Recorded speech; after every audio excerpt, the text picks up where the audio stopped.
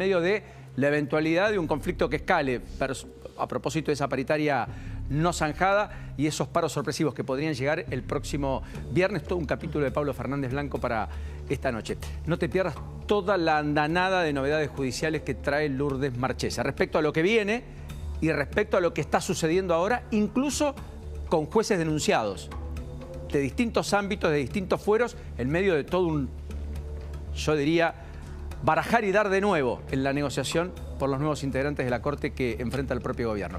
Y con Alejandro Canceles te vamos a mostrar las internas feroces, salvajes, a cielo abierto, ya sin posibilidad de ser ocultas, en el peronismo de la provincia de Buenos Aires. Ese peronismo que no tiene conducción a nivel país, que en la provincia no tiene un conductor más allá de sí tener un gobernador, y que tiene en los intendentes, los primos interpares, los que quieren presidir, comandar, liderar, una pelea que ya eventualmente no puede ser frenada. Y de eso vamos a hablar, insisto, con el querido Alejandro. Pero bienvenido, buenas noches.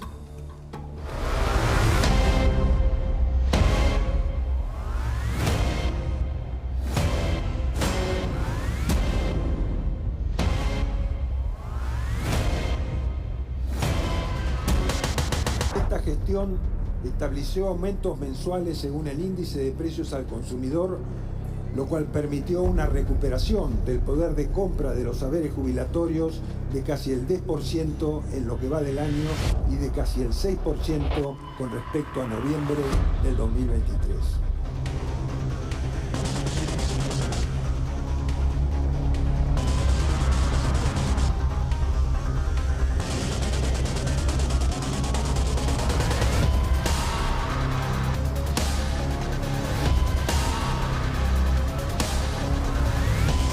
Se ha logrado recortar la planta de empleados en 1.500 personas. Gran parte de ellos en virtud de un retiro voluntario que la empresa puso a disposición de los empleados, lo que significa una reducción del 13% de la planta. Como dijimos, ¿no? Mientras que Aerolíneas Argentinas la siga gestionando el gobierno, la vamos a hacer lo más eficiente posible. Es el primer informe de gestión que tenemos en diputado después de 9 meses. Ojalá que esto sea más regular y lo tengamos en tiempo y forma. No creemos en la limitación y mucho menos en un gobierno libertario. Mire, yo soy muy claro en algo. Yo no quiero volver atrás. No quiero que nuestro futuro sea el modelo Kicillof. Entonces yo voy a ayudar a que este gobierno le vaya bien. Debo volver a ser una sociedad ordenada, respetuosa, donde el esfuerzo valga la pena. Y el esfuerzo que está haciendo la gente es descomunal. Por eso la decisión también del subsidio de la tarifa del colectivo.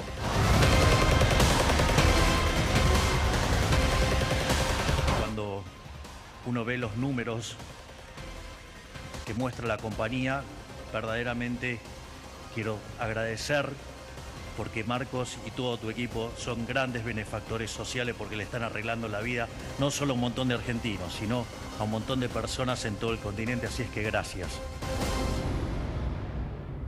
Milei auténtico. En un ratito nos metemos con Débora en ese capítulo de la visita a Mercado Libre. Milei mañana abre en un foro de think tank de Vox, el partido de extrema derecha en España, aquí en Buenos Aires, y el viernes va a estar en Mendoza, en la cumbre del IAEF, el Instituto Argentino de Ejecutivos de Finanzas, donde eventualmente va a ser recibido por Cornejo, el hombre que quiere Milei presidiendo por los gobernadores el famoso Consejo de Mayo, que no está conformado y que quiere eventualmente conformar en el transcurso de este mes o el mes próximo. Pero más allá de ese capítulo, dos o tres simbologías del día. Uno, hoy se conoció el dato de pobreza de la Universidad Católica Argentina, el Observatorio de Deuda Social, que es el que sirvió como instrumento y termómetro cuando estaba intervenido el INDEC entre 2005 y 2015, y que muestra efectivamente que, como todo en la Argentina en este primer semestre, tras la disrupción de fin de año, estamos en niveles de pobreza y de indigencia que son los más altos desde el 2004, es decir, los más altos en 20 años. Pobreza, segundo trimestre 49,4, primer trimestre 55,9. Por eso la estadística del primer semestre, cuando uno observa primer semestre de este 2024, establece una pobreza que está en torno al efectivamente 52%. En promedio, entre el 55,9 y el 49,4. Y la indigencia se ubica promedio en 17,9, porque tuvo un pico de 20,3 y ahora está en 15,9. Solo para tener anclaje en la historia, Milei se encamina, si la economía levanta, si la economía repunta, si estamos en +4, +5 el año que viene, con un buen año económico, a probablemente tener un nivel de pobreza que esté 10 puntos por encima, incluso con anclaje del dólar, es decir, sin devaluación, medida por ingresos, 10 puntos por encima del que enfrentó Macri en la de medio término de 2017, que había una pobreza del 28%, o una indigencia que esté 50 o 70% por encima del 4,8% con el cual Macri fue a las elecciones en 2017, en esa elección exitosa de medio término para Cambiemos por entonces. Así que acá plantea un primer desafío, la estadística pura. La narrativa y la épica deberán ser todo lo asertiva que han sido hasta acá para Milei, para que en el acompañamiento popular sopese más la idea de esta curva hacia abajo que el dato frío, temerario, de tener casi 4 de cada 10 argentinos eventualmente bajo la línea de la pobreza y tener 1 de cada 10 argentinos que no come lo que corresponde cada día. Efectivamente, yo creo que esta demostración, además, con estas curvas, como verán, tras el primer kirchnerismo que baja fuerte la pobreza y la indigencia, que la pone acá, así se despide Alberto Fernández, en este pico, genera lo que pasó hoy, que la sociedad en buena medida ya da vuelta a la página respecto al peronismo. De hecho, hoy fue una cumbre de gobernadores en la Casa de la Provincia de La Pampa, al mediodía. Y más allá de que algunos estaban presenciales y algunos estaba por Zoom, caso Infran, que no pudo llegar, y los faltazos de preaviso que habían dado Jaldo, gobernador de Tucumán, y Jalil, el gobernador de Catamarca, los más cercanos a la Casa Rosada, e inclusive que han acompañado proyectos como el RIGI, que llevó adelante el propio presidente Milei, los gobernadores que se reunieron dan cabal demostración de que el peronismo está en su peor momento desde el regreso de la democracia en el 83 hasta acá. Nunca hubo tan pocos gobernadores como los que hay hoy. Estuvo Siloto de La Pampa, Kicillof de la provincia de Buenos Aires, Quintela de La Rioja, Gustavo Melella de Tierra del Fuego y Gerardo Zamora de Santiago del Estero, el radical convertido al kirchnerismo. Y Gildo Infran, insisto, por Zoom. Con lo cual hubo 6 gobernadores, 6 de 24, solo un cuarto del total de mandatarios que tiene la República Argentina. Nunca antes existió eso. Como tampoco nunca antes en el Senado el peronismo, al menos, no se quedó con el instrumento del poder de veto. Al menos el instrumento de si se sesiona o no es por el peronismo, que es tener 37 senadores. Tiene 33.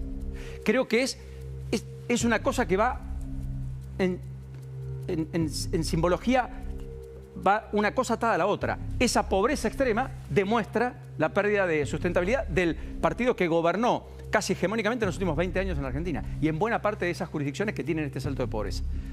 Dicho sea de paso, viendo el Senado, efectivamente hasta acá se bloqueó la idea de una nueva derrota para el oficialismo mañana, pero la semana próxima se encamina a eso, salvo que el gobierno cambie.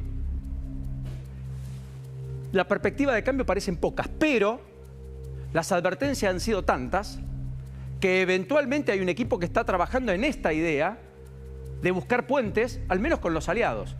Y yo diría, hay que seguir de cerca qué pasa con el radicalismo. O el radicalismo también es parte de esa agenda parlamentaria que el gobierno plantea con el PRO, o efectivamente al gobierno, que con el PRO solo no le alcanza, va a empezar a ser sometido a este estrés casi permanente semana tras semana. Y después el último dato, si ustedes quieren, en términos de lo que estamos viendo.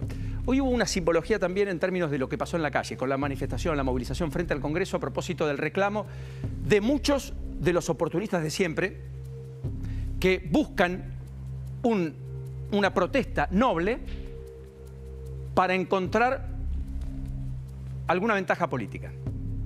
Y muchos se quedaron allí, en los que protestaban, dirigentes de izquierda, los que se levantaron de la sesión cuando estaba hablando el propio Guillermo Franco dando explicaciones, por lo cual habló 6 horas y no más, paseando de contenido lo que pasaba en diputados.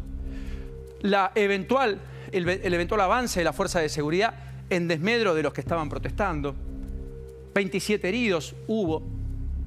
Hubo dirigentes políticos en primera línea, muchos dirigentes de corrientes sociales, todos aquellos colectivos Partido Obrero, Corriente Clasista y Combativa, el Polo Obrero, y otros que efectivamente vieron una oportunidad de volver a tener visibilidad.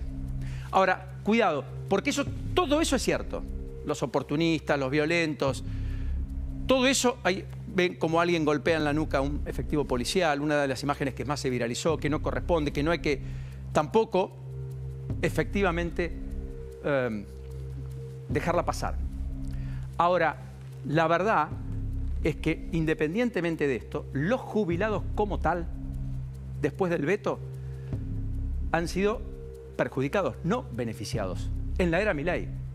Los datos hablan por sí solos. Dicen que datos mata relatos. Bueno, jubilación haber mínimo, línea roja, a moneda constante. Desde noviembre del 2023, septiembre 2024, mejoraron poder de compra 234.540. El problema es que el de la mínima siempre tuvo un bono que compensaba. Ese bono lo lleva a 304.540. En términos reales, ¿qué es? ¿Más o menos a los efectos prácticos del poder de compra del jubilado que recibe el haber mínimo que en noviembre del 2023? Menos. O sea, cuidado, 5% menos. Cuidado, y ni hablar los que ganan un poco más que la mínima. Entonces, es cierto, los oportunistas sí, la violencia no. Esa manera de protestar en ningún caso. Pero no pierdan de vista esto. Porque esto también es lo que ha pasado. Bienvenidos a todos, buenas noches. ¿Cómo les va? Buenas